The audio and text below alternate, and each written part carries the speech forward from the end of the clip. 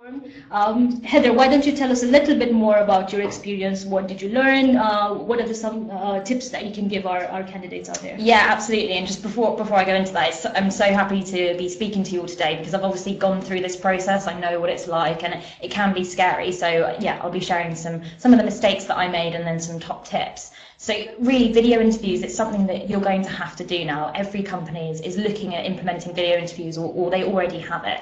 And some of my top mistakes, first of all, was be in a quiet place when you do the interview and let people know that you're doing that interview. So in one interview that I did, I didn't tell my dad I was doing the interview. So about halfway through, I could hear him going, "Heather!" from downstairs. And it was just really, really distracting, and it kind of messed up the flow for me a little bit. And another top tip would be make sure your phone is on silent.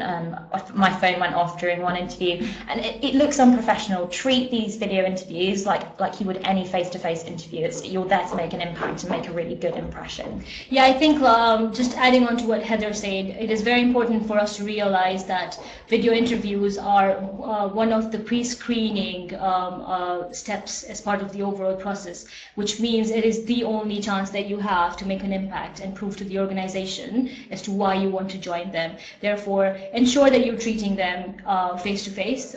You are ensuring that the place you're sitting in is quiet.